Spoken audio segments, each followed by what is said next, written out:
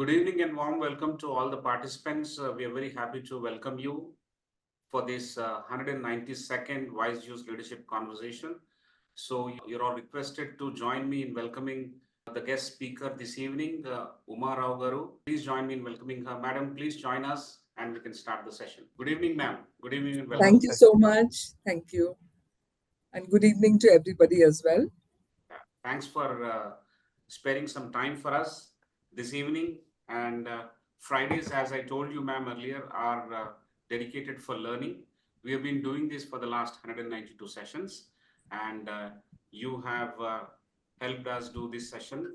Your very, very interesting topic is what we are looking forward to. As I mentioned, these are WiseViews leadership conversations, which we are having every Friday. And this Friday, that is this session, we have Uma Rao Garu. She is the CHRO of Sekhmet Pharmaventures. Networking and relationship management is the topic for the discussion. So the opening remarks or the talk by the speaker will be for about 20 minutes, and after that we'll have 40 minutes of Q&A. I take this opportunity to introduce ma'am. As I mentioned, she's currently the CHRO at Sekhmet Pharmaventures Private Limited and is a board member with Optimus Drugs. Ms. Uma has experience in public and private sector environments, corporate as well as industrial relations roles, and has worked largely in multicultural environments with diverse people and thinking. Her international assignments have made her more experienced in the aspect of working with diversity. Some of the key works she has done spans across talent management, leadership development in India, and emerging markets.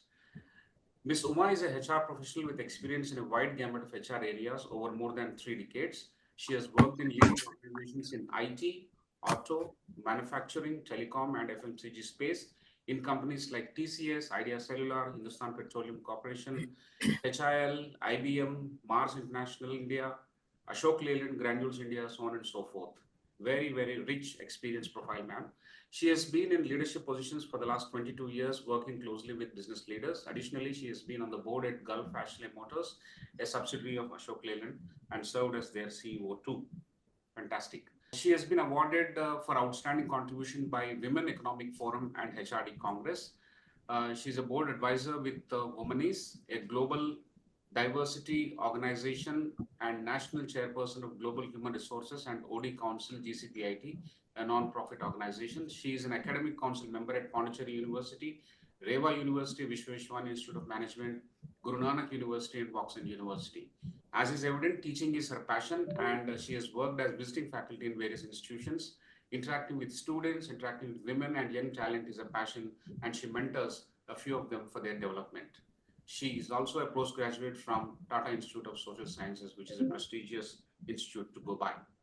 Fantastic, ma'am. Thank you so much for agreeing to speak with us. And I want to thank Dr. Sanjay Fuloria for recommending you as a speaker. He's also joined the session. Welcome, Dr. Sanjay.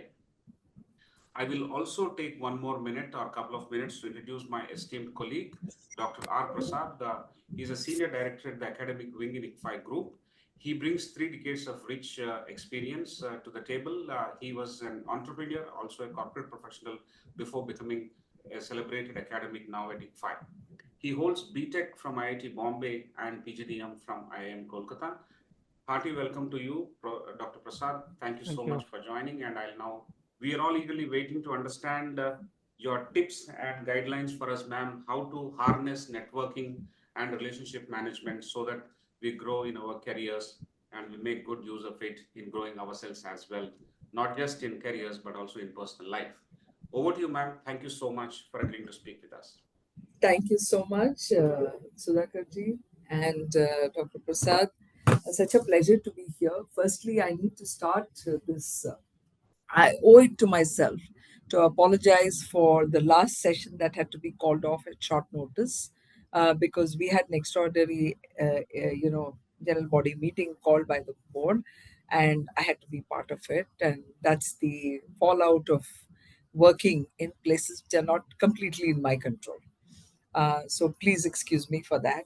I was so much looking forward to the session, and I'm so glad that today, the divine timing has come in place to make this happen.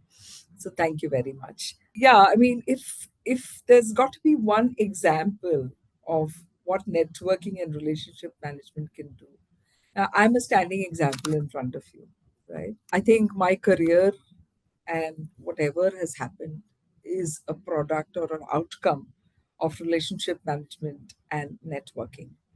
And so, I'm a big believer in this.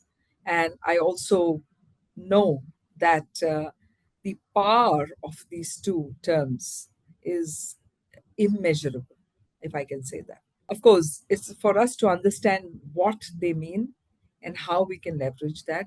So, without further ado, I'm going to share my screen and start talking about something that I wanted to do for a while now, right? So this is the topic for today's discussion, as Dr. Sudhakar has already explained, network and relationship management. So before I plunge into the session, what I really want to share here is there isn't a straight jacketed approach to building careers, right? So I've sort of done my course from the best place, and now I should get placed in the best, organization. And because I do some good work, I'm going to grow. These are utopian thoughts. This is not how the world works, right? And I think as a practicing professional, my job is to tell you how it works in practical scenarios. Because what these terms mean and what I'm going to share in the next few minutes is open knowledge. You can get it anywhere. But what I wish to, reiterate is how it works in practical scenarios, right? So let me first, quickly go through some of these terms, terminologies, and what they mean, and then we can go further. So, what is networking, right?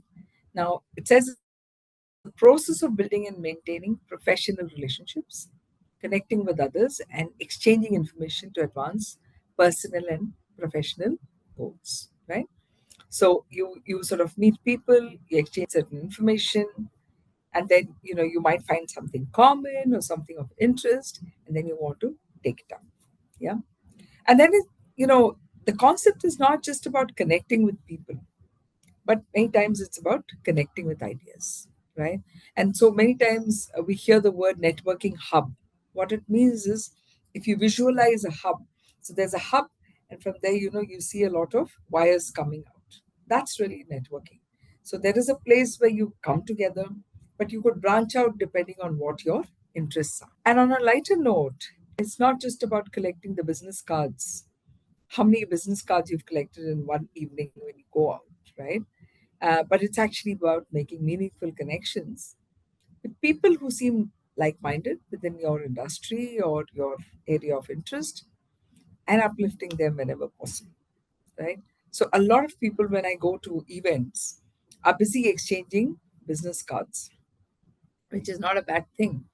But I think you also have to understand where synergies of interest lie, and then sort of build according to that, and not because you carried 50 cards and you have to distribute it to people, right? So that's something which one has to understand about networking. It's not about just going and meeting all the people. It's not like speed dating, right? It's a lot more than that. What are the benefits of networking? Typically, why people network is because they want to grow in their career, or they want to access certain opportunities, right? For example, I want to do something in the social sector. So I would probably go to a forum, and which is consisting of people in that sector, and check with them as to what somebody like me, with the kind of background I've had, could do in a sector like that brings some synergies. Or, I'm a person who's in the mid career or the start of my career, and I'm looking for mentorship from somebody senior. It's a great way through network to do that. So as you sit down and start talking, you might actually talk about certain scenarios and tell them that, by the way, I'm struggling with something like this. What would be your view on this? And then you get some kind of mentorship. It's also a way of collaborating with people, right? Now, many forums where I go, the people who have started off as entrepreneurs and want to create a bigger database of the clientele with which they work. So what they do is they will come back and tell you, I'm doing something like this. Do you think you'd be interested in working along? Or somebody who could work along that? Great place for collaboration. Personal growth, right? You actually network, you see people, and that's happened a lot with me. I meet people who inspire me so much that I want to grow and sort of be like them or be something very significant in my own scheme of things. So many times I used to wonder, looking at some people, how do they manage their time? How do they manage to, slot things in a particular way and find time for everything? Or how do they manage to keep their discussions, so deep with someone that they just met, as if they knew them forever? So sometimes these are great opportunities for personal growth as a professional. It's also a place where a lot of referrals happen, right? You meet somebody and you're meeting, oh, you're looking for this. I know someone who could be looking for something that you bring to the table. Why don't you guys connect up, right? And do that. In fact, I've been in forums where, a set of people are made to sit with a senior person, and that's a place where collaboration and referrals and all kinds of things happen, right? When I said I'm a product of networking and relationship management, some of the jobs I have moved into have not happened by applying to Naukri or LinkedIn or etc. It's been just because of these kind of connects. And then they say, oh, you're looking for this, and I know that somebody else is looking. Why don't you guys connect up? Right? And so it's a great place to do some kind of reference.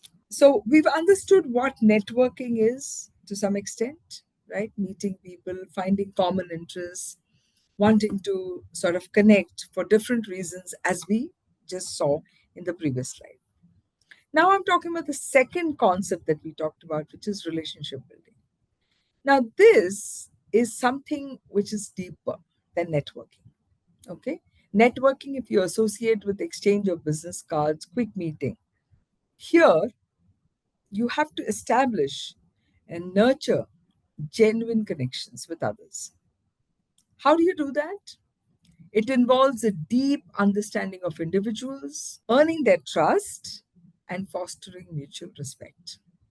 And that doesn't happen with a short interaction. It's a lot deep. And so the objective of relationship building is creating a long lasting relationship based on shared values and interests, right? If I don't resonate with somebody else in terms of my shared values and interests, I probably will say hi to them as an acquaintance, but that would not become a long lasting relationship, right? For that, there are preconditions. The preconditions are that there should be some shared values and interests. And that's when you start building relationship. For example, if I nurture ambition, be part of political party, then when I meet someone from that particular party, I will check for, so already there is something shared. Both of us like to be associated with this particular organization. The interests are common. And therefore, nurturing that relationship becomes a lot easier because there's something for both of them in it which makes them come together. That's really what it is, right? So, little more on relationship building. It's not a one-time event. Networking could be a one-time event. I go for a forum, I meet people, but here it's an ongoing process. It requires consistent effort because without effort, you can't create lasting relationships. There has to be some kind of regular communication, could be exchange of messages, some WhatsApp, you become part of a group, etc. And you will consistently keep building that touch point in the relationship, right? Catching up over coffee, it says, attending some events together, collaborating on certain projects or initiatives. And that's how that long lasting nature of relationship building happens. And I'm sure many of you would have done that, right? And this one is no different when it comes to professional relationship. Now, there are a lot of people who keep pursuing with me about their products, about their services. Sometimes I tell them that, listen, you know what, we've already signed up with this company for this particular product. Yet they will keep on sending messages, updates, articles, etc. So what happens because of this? The next time when I feel like changing my service provider, the first person that comes to my mind is this person who's actually taken so much of effort to actually create that relationship over a period in time. And then it becomes an instant recall for me.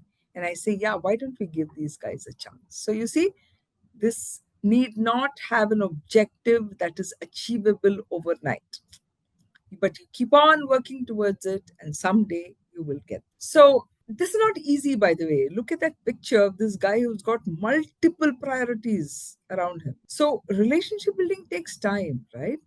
And sometimes when you're so overwhelmed with a lot of things, you would give this the last priority. And that's where trouble starts. Because, especially when it's a B2B business, if you don't pay attention with adequate time for relationship building, you can't close a sale. A sale is just a transaction, remember that. But the build up to the sale is what actually leads to the sale. And that comes only with relationship building. So I remember long back when I used to work in TCS, we had this, we had a session done at Taj on dining. And I was wondering, what's dining got to do with business? And then, of course, when the session started, they said, different countries do business in different ways. Some people are very hurried, some people are very relaxed. We need to understand the culture. European culture largely is a very relaxed lunch culture. They like to enjoy all parts of the meal over a long time, and then they do what they do. In fact, when I was working in Brazil, the lunch hour was 2 hours, because truly that was a time meant to meet your either your better half or friends or colleagues, and have this extended relationship building time.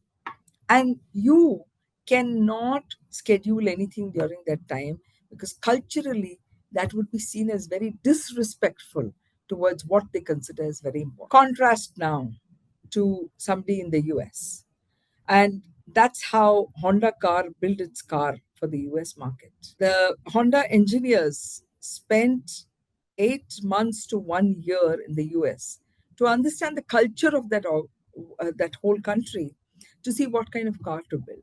And they eventually built a car which had sufficient place to keep a drink, a beverage, sufficient place to even hold, a plate or whatever that is to eat, because an average American would do most things on the road. It's a very rushed culture. They're rushing from one place to the other, and they hardly have time. And these were things of great value. So you see, when you sort of want to build something, you need to indulge in a long term orientation. And that's when you get success, right? So, with multiple priorities, this is equally an important priority, and in the same 24 hours that everybody gets, right? So, when it comes to relationship building, it says it goes beyond exchanging pleasantries or small talks. It requires time and effort to get to a deeper level. And then you can have meaningful conversations by actively listening to their thoughts. Imagine if you're going for a sale or for a business deal, and you actually know the person inside out, the person whom you're going to meet. What are their interests, hobbies? Where do they like to spend time? You actually spent a lot of time gathering all this information, and you enter the meeting and talk something that they would love to hear. What happens to that meeting? It's an instant success, because you have spoken what is music to their ears. And that doesn't happen by cursory look here and there. It happens by engaging with, time, spending time to find out about this individual, so that you can have a deeper and meaningful relationship. And therefore, whenever they have a need, if not that day when you met, the first person they can think of is you, because they felt you gave personalized attention to them, and you took time to understand who they were as human beings rather than just look at a company. So, all of this actually makes a lot of difference, right? Now, what's the difference, therefore, between relationship building and network? And we're just coming to the end of what I had to say. Now, if you see relationship building, the purpose of the two is very different, right? A purpose of relationship building, as we've discussed, is creating a deep, meaningful connection, whereas networking is expanding professional contacts, uncovering new opportunities. The nature of connection, relationship building is personal, long term, emotionally close. Networking, professional, strategic, and often short term. There may not be anything much personal in this. In relationship building, the style of communication is authentic, open, and emotionally vulnerable. And why is this important? Because if you don't show your side of who you are, it's very difficult to build trust. And relationships build only with trust. Whereas in networking, I can put up, myself as a very polished professional person, goal focused, and I will not go even one layer below that to expose anything more of myself because there's no time and that's not the purpose. When I look at typical activities that happen in relationship building, it's active listening. Active listening means listening for the purpose of listening and not listening with something else in your mind, right? Meaningful conversation and mutual support. In networking, you are attending events, exchanging business cards, and LinkedIn connections, which is not bad. Networking can lead to relationship building, by the way. The focus of relationship building is building trust, emotional connect, and shared growth. Networking is career growth, collaboration, and knowledge sharing. What kind of information is shared in relationship building? Personal stories, challenges, emotional insights, etc. Right? Personal story of how I, overcame some challenge to reach where I was, which you would not go in a public forum and tell unless you have been invited to tell your story. And then, of course, industry news, market trends, job opportunities, etc., which happens in networking. Emotional investment is very high in relationship building because you are actually exposing a side of you which the world doesn't see otherwise. There's a degree of intimacy in that relationship. And why is it high risk? Because somebody could talk about you outside and tell, oh, by the way, she's like that, but deep down I know her two stories. I mean, so that is the vulnerability. Whereas in networking, the emotional investment is low to moderate because you don't have to tell anything much about yourself except what is seen above the water in that iceberg model, right? So, my qualification, where I work, all those things which are very obviously known to people. And in relationship building, what's the longevity factor? It's built to last. If I build a relationship with someone, I would like that to last forever. So many of my connects are there, known to me for 30 years, 25 years, 20 years. It strengthens over time, right? And that's the beauty of relationship building. Networking, it's often transactional, as we said, and project specific.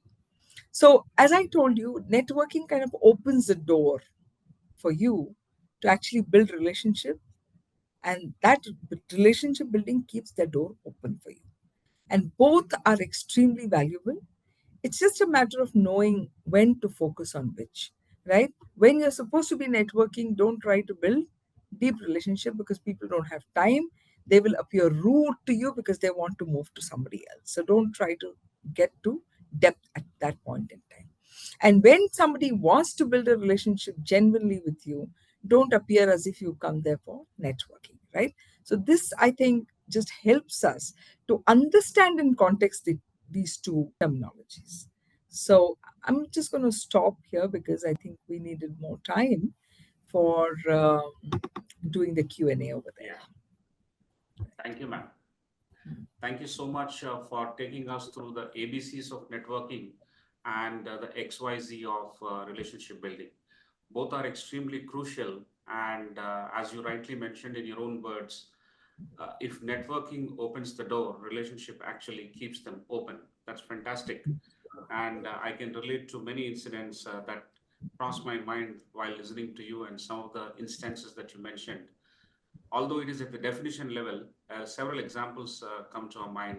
So it is the right time that you have to choose to play on which aspect, right time, right place, and right context to build either networking or relationship building, or taking networking into relationship building. That will be the best of the things that we can actually attempt. So thank you so much, ma'am. I once again welcome all the distinguished guests who have joined around the screen this evening. They came from all walks of life, including all regions of the country. Distinguished members, welcome to you. And now we will get into the Q&A.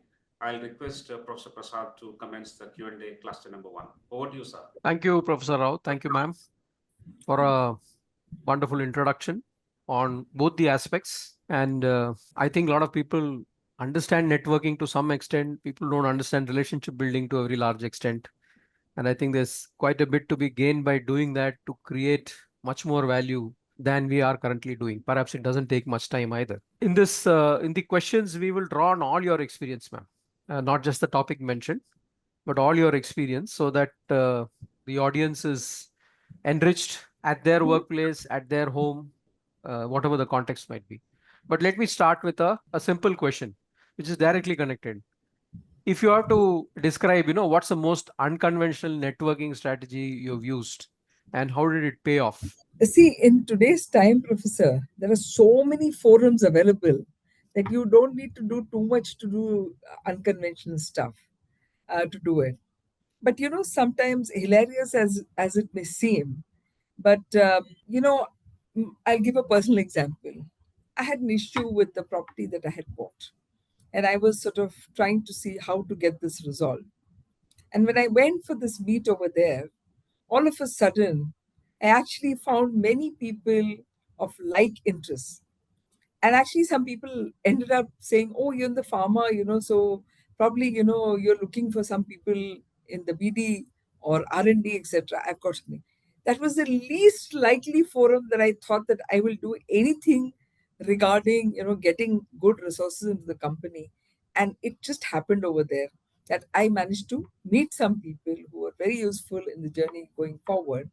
And therefore that's when I realized, what, networking can happen anywhere, and we never know what kind of results it could get us at the end of the day. I went for a topic which is about property, and I ended up getting some fantastic resources, who I could recruit into the company. So yeah, if you may call this unconventional, I would say it is so. Excellent, ma'am. I think what is also meant by unconventional is that where you're not looking for it, you get it. And it's just a question of creativity there and perhaps, chance that it happens that way. So yes, I think this itself is a big circle that you go for one thing and, you understand many other things in that. Thank you. Ma'am, today we also have, this is whatever you mentioned is intensely human. Now, we also live in a circumstance where we are covered with technology. And in our workplace, we have both data-driven insights as well as this human element which is interacting. So in your approach, and here I also refer to the internal circumstances when you work or when you're dealing with somebody else. How do you balance data-driven insights with human intention when it comes to managing relationships and influencing people for decision making? So it depends on what you're pursuing, Professor, in my view, right? Just let's think of people who have these SaaS offerings for us, or, my example of people who got HRMS solutions. It's an intensely technical platform that they want to come to. And what they do is they do a lot of research and insights into your organization. And then they try to present what could be sweet music to your ears when they come and start the whole networking process. It's not relationship building as yet.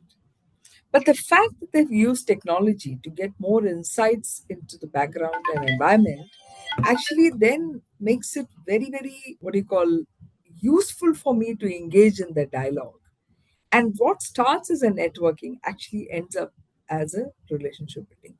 Because I actually see the merit of what they've done by using data insights, which is available, to create the story that I would love to hear. That's when you actually hear it from the other side. From my own end, if I were to talk about my own, instances and examples in life, if I want to really create a meaningful relationship with somebody, I would use data to understand a little background of what this whole thing is about.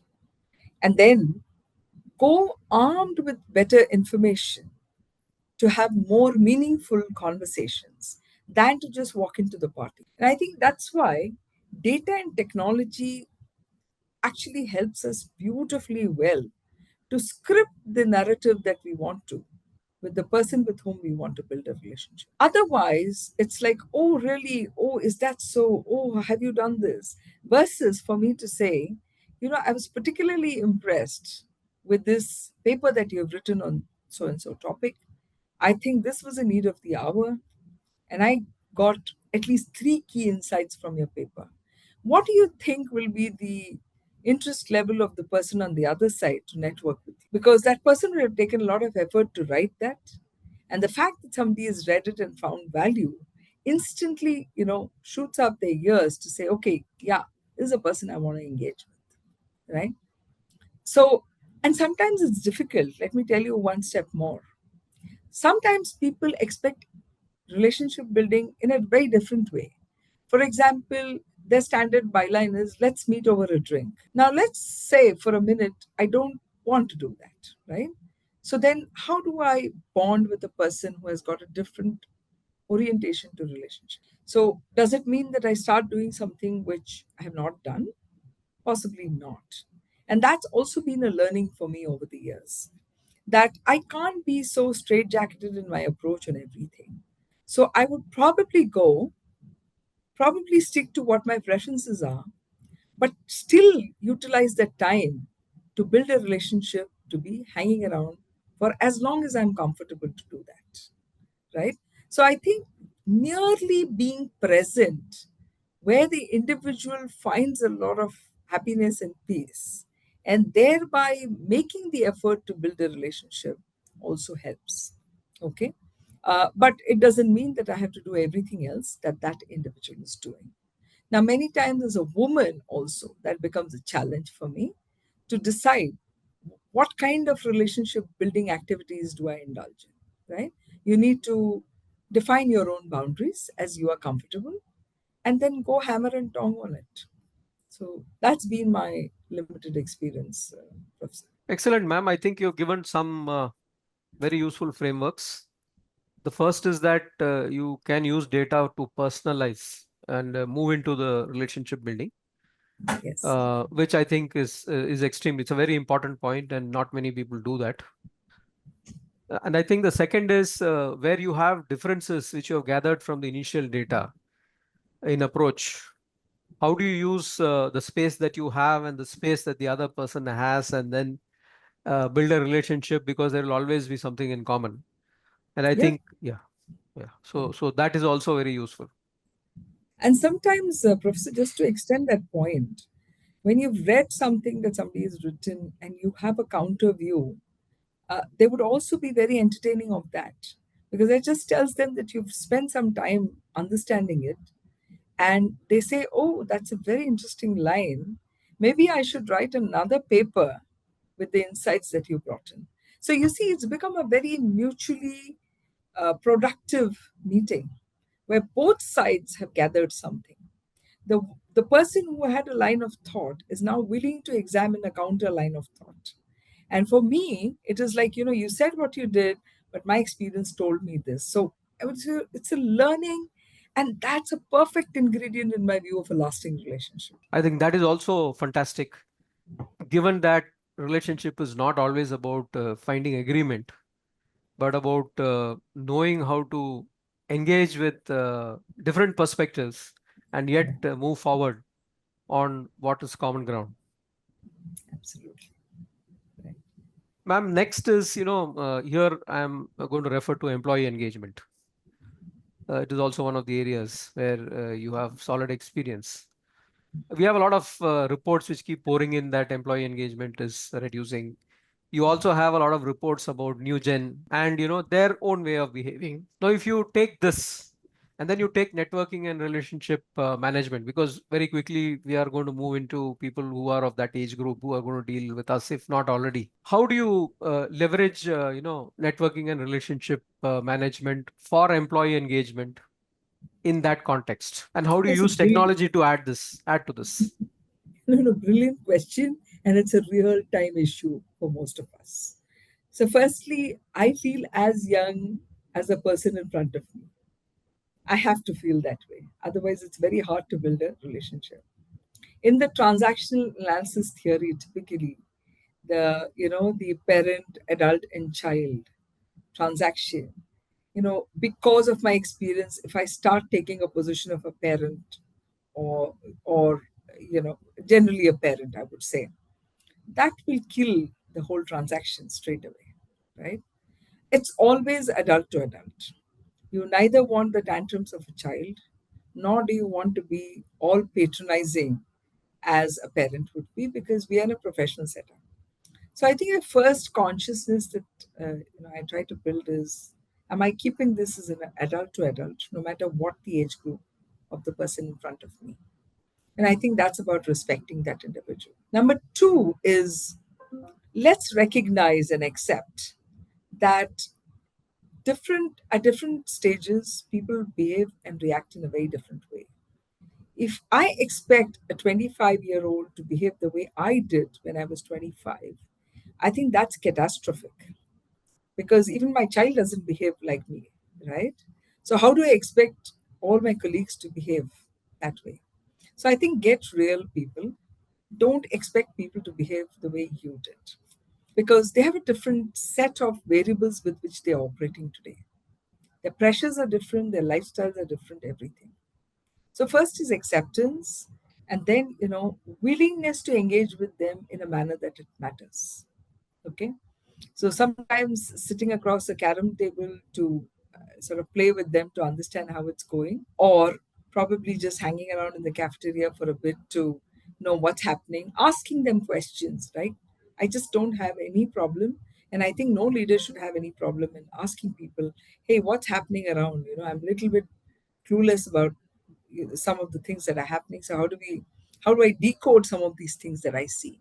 And I think the fact that you're wanting to listen helps to create that relationship and breaks the wall, right? Rather than saying that I know it all and you guys really don't know. And the biggest challenge in my career I faced with regard to this aspect, Doctor, was in IBM. When I had the target of training 10,000 people managers, and the largest chunk was in China and India. And, typically in our countries, people become managers very early, and it's seen as a prestige symbol. If you go to any of the countries in the West, you are given the role of a manager only after 15 or 18 years of working, where you're truly ready to take the responsibility of the life and career of people who are important to you. And it's not like I've got 10 reportees and 20 reportees. That's not the way it works. And therefore, it's a very, very serious business in many places. Now, we had 10,000 people leaders because of the size of our countries, right? And the organization's presence. And the biggest challenge was the young managers had young people reporting to them.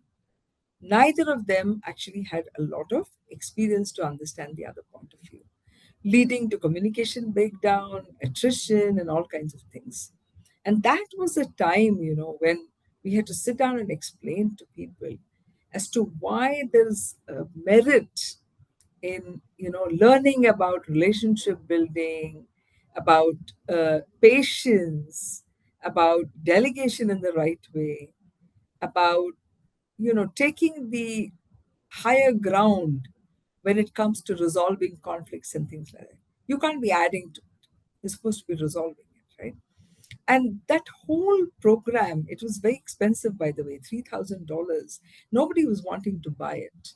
And then finally, we had to tie it to the career growth of people, saying that you can move to the next level only if you do this, because this is very important for us. And so a lot of data was pulled out to show to them as to why people who have understood this well actually succeed better at getting business results. And that's when it, sort of struck a chord with them to say, oh my God, if I need to grow, I need to understand this. So I think, to the question as to different generations, yes, that was always bound to be. But I think we'll have to find a way to actually express the business problem in front of them and help them understand as to why their orientation needs to change to accept it, and become better leaders, more successful leaders as they go forward. Because it's a fact that in countries like India and China, younger population will be coming in year after year.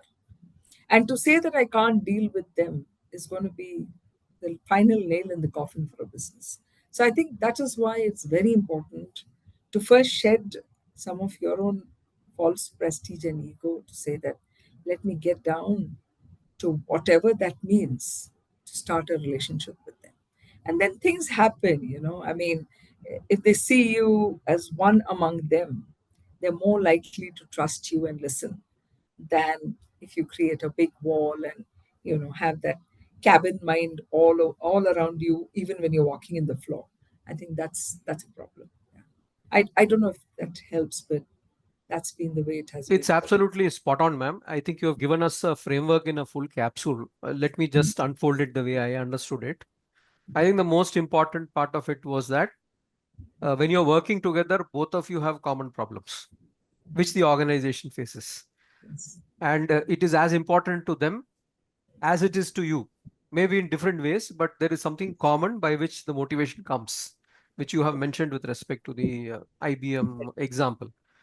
Now, having done that, you also need as a leader to have the humility to say you don't know everything and then get into the understanding mode through a lot of questions. At the same time, on the softer side, you need to ensure that you're patient, you are giving them space, you accept them, you are willing to talk to them, and you also have, that they know things that you don't know. So all these put together is what I see as the framework here. The center of the framework remains that as long as we are working together, we have something in common. There will always be challenges, and we'll have to need a way to work on these challenges. I think that's a beautiful framework you've spelled out with the IBM example. Thank you, ma'am. Yeah. I think we are at 4:45. I'll hand it to Professor Rao. There's another cluster of questions, and some people on the mic also want to speak to you. Thank you. Thank you very much. You should have continued, Professor Prasad. It's a very good conversation going on. Ma'am, I have one question, and after that, I'll try and see if we can open the mic for the audience to speak to you directly. In this discussion so far, we talked about how to network or what to do in networking and relationship building, so on and so forth. In the first place, how do you make yourself attractive to network with? Why should anybody network with me? How should I make myself worthy of a relationship to be built? Can you throw some light on that?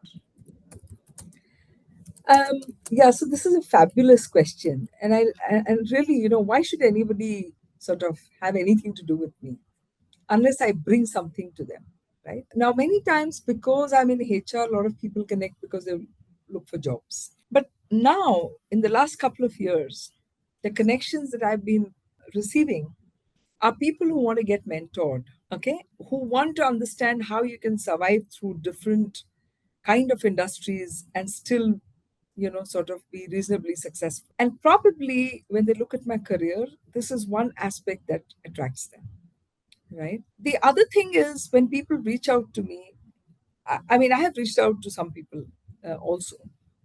I never get a response ever.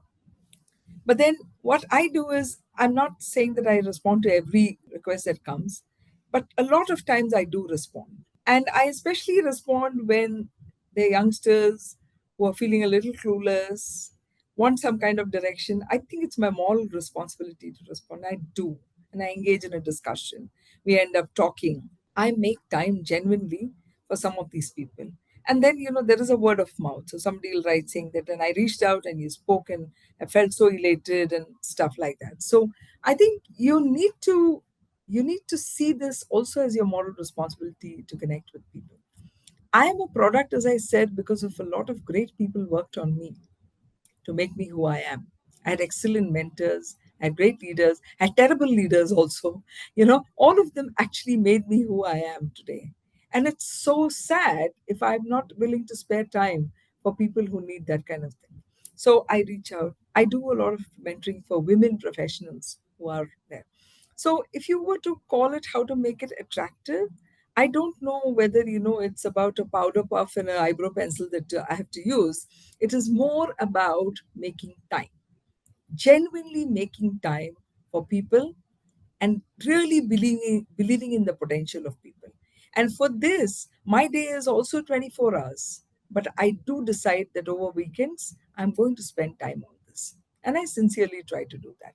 I am also mentor in some of these, forums of 40 under 40, 30 under 30, and all of that. Now, it's also very easy for me to keep my Saturday and Sunday to myself, but I make the effort to be there. Yeah. So I think everything is only as a result of the effort you make. So that's the attractiveness recipe, if I may say so. Great, ma'am. Great.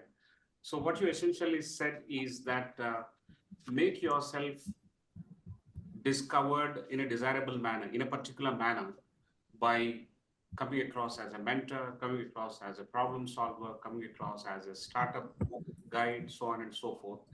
So that is the core element that you bring to the table, and that's why people would like to network with you or build relationship with you.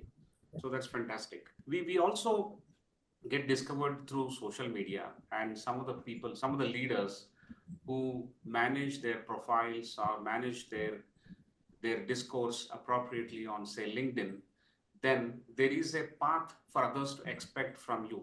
You can expect certain kind of support or mentoring or discussions with this individual. So you are actually giving them a pathway to actually identify you and then go forward. So that's fantastic, ma'am. Thank you so much. Without eating much time into the audience that is raising their hands, I'll open the mic to Dr. Sanjay Floria. He is actually raising two hands. Good afternoon, ma'am. How are you? Great. Thank you, Professor. It was an excellent session. I have two questions, and thanks for answering the question that I raised online. In addition, I have two questions. First is I want you to respond on networking is a two-way street. How will you respond to this? Not so much networking. Relationship building is a two-way street. Okay. Networking, as I mentioned, is like speed dating. Mhm. So don't have too many expectations out of that. It's like a business card exchange program, basically, Mhm. if I may say so. It's just quickly to know, and the moment I say, oh, okay, this background, this person, maybe I should connect again. It's just that Okay. much, right? It's not a Okay. two-way street. Yeah. It is not. Okay. And the Not. second question quickly, how do you maintain a balance between expanding your network and deepening your relationships? So, Professor, it depends on the objective, right? Suppose, I have written a book and I want that reach to be to maximum number of people. A networking is a great forum because I can launch the concept to many, many people, right? And suppose I go for a book launch, I would probably look for people with whom I have a relationship to call them for that event Okay. because they understand my journey. They would have been through my pains and pulls and pushes. It's a victory for me of sorts. And I want all my dear people to be there with whom I've built a relationship. So it'll be slightly different in that sense. Thank you so much, ma'am. Thank you. Thank you, sir. Thank you. Thanks. That's a very good question. We have another question in the question box, ma'am, and I'll read that out.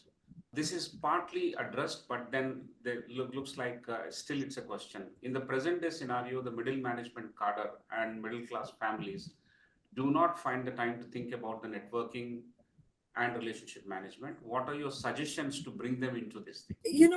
I think sometimes it's also the nature of individuals to sort of reach out to people. People take cover in saying we are introvert and things like that. And I'm deliberately using the word take cover because, you don't want to break out of your comfort zone.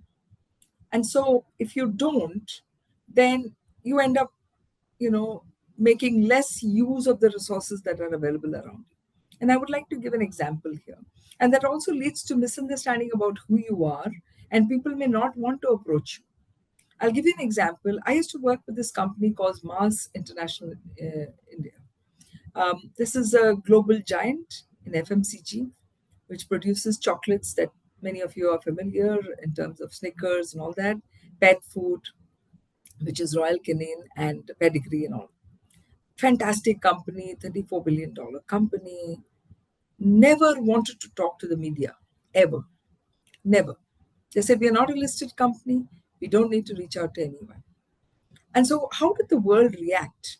Because the world wanted to know what they're doing because they had about 10 or 12 billion-dollar brands. And people wanted to know how they're building it, right? And they didn't want to speak because there was no obligation for them to speak. And then what did the media do? It started writing bad stories about them. And when they saw that, they jumped in and said, okay, what are you doing? We're such a good company. They said, well, we don't know who you are because you're not telling us anything about you. So you see, what happens is if you don't indulge in networking and relationship management, and I'm not talking about those people who are desperate to do it at every occasion that is possible. But if you don't do it, people don't know who you are. You may have a great brand, a great product, a great service, but what's the use? If it's only for your family, then your strategy is perfect. But if it's for the world outside, then get out and start talking about it. Let people hear. Maybe you can grow your business a lot more than where it is, but you haven't even exploited the opportunity available in the market.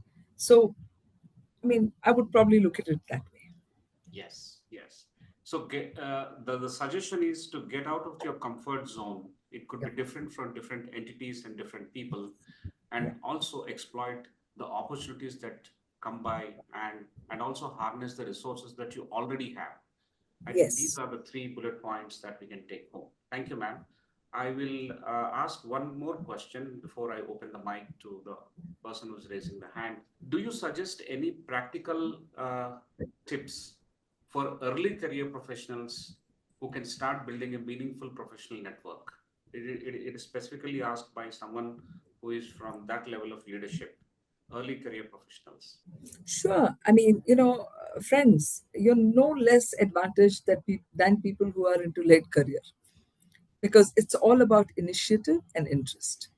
You get people who come as your guest faculties. You get people who come as your guest of honors. Have you tried to reach out to them? Probably you don't know a whole lot of people in industry, but the ones who come at your doorstep, have you made any effort to reach out? If not, you can do it right there. Have you sort of talked to some of your professors and asked them to connect you to someone who is working in the area of interest? If not, do it right now. Networking does not require a big forum in, Shilpakala Vedika to do something. It's everywhere all the time. LinkedIn, find somebody interesting. Whether they respond or not, reach out. And if you're very desperate to reach out, you can always look at their connections and see where you have a common connection, reach out to them and somehow try to get an intro to them. So where there's a will, they say there is a way. Fantastic, ma'am. Where there's a will, there is a network possible and also relationship possible. Thank you very much. We have one hand going up. Mr. Chain. Interestingly, Professor, Yeah. they say that you are separated by 6 degrees of separation from the biggest person that you ever want to reach in life. That's all. If I need to reach Trump, I've got 6 degrees of separation only, and I need to crack it. Right. Thank you, ma'am. Thank you. Mr. Chainulu has got a very sharp question. I'll request him to ask his question. Over to you, Mr. Chainulu. Good evening, ma'am, and good evening, Dr. Sudhakar Rao garu, and good evening, Prasad garu. I have seen so many organizations because I am a chartered accountant. Basically, networking and relationship building is a job for us. Otherwise, we cannot survive in the world now.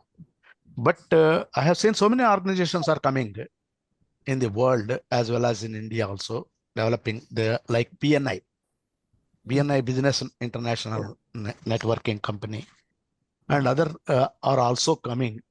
But I was also a member of BNI, but that was not useful. Okay, that leave it.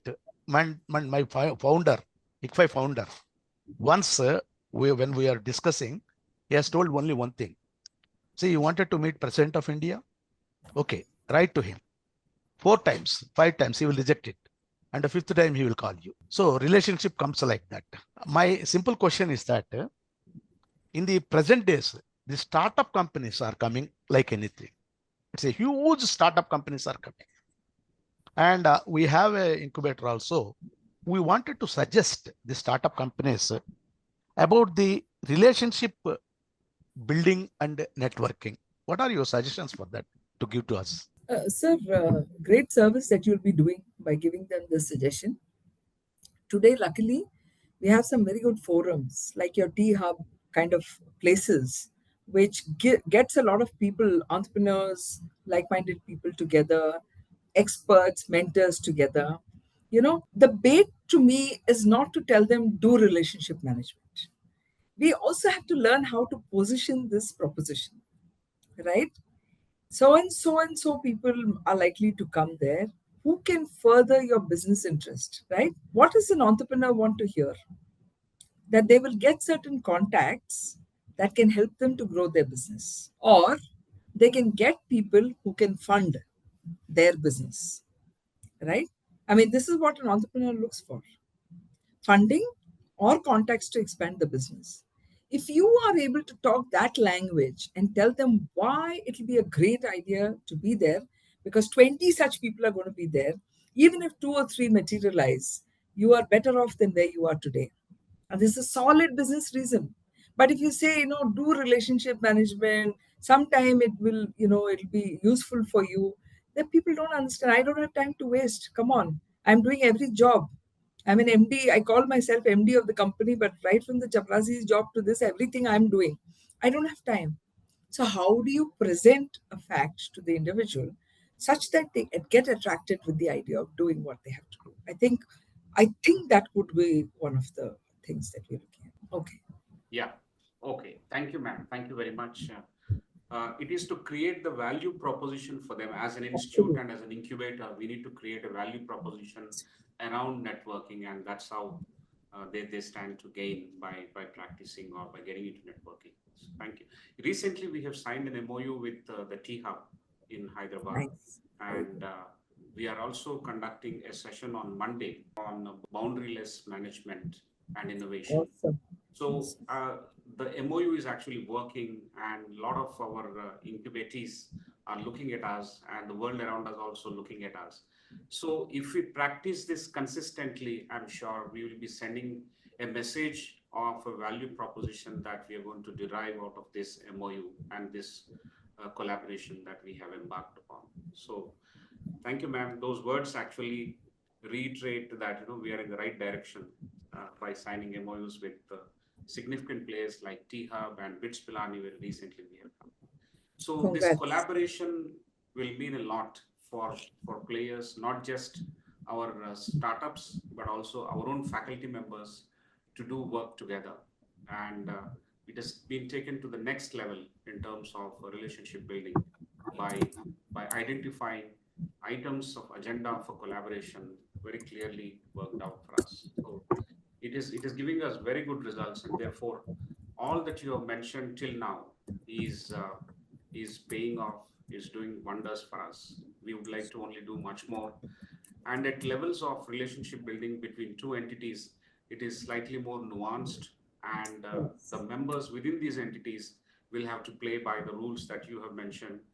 And it's very, very interesting, ma'am, as every relationship strikes gold for us. You get really motivated and you would like to spend a little more time. As Dr. Sanjay mentioned, it's a two-way street. Obviously, it's a two-way street. We need to invest time, we need to invest effort, and we need to strike a meaningful conversation and talk about things that appeal to your superior senses. Identifying a common ground is the beginning part, but you can always differ on the same topic.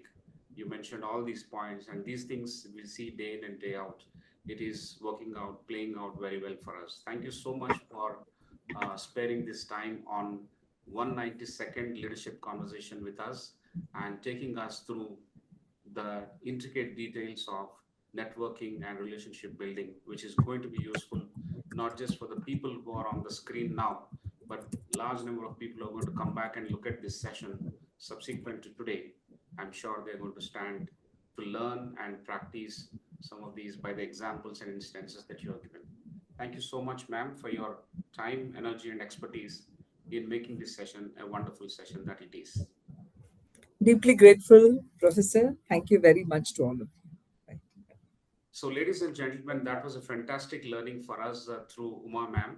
And we'll have yet another learning session next Friday around 6:30 p.m. and we'll send you the communication. Please join us and we'll learn together. Have a great weekend and good night. Thank you all.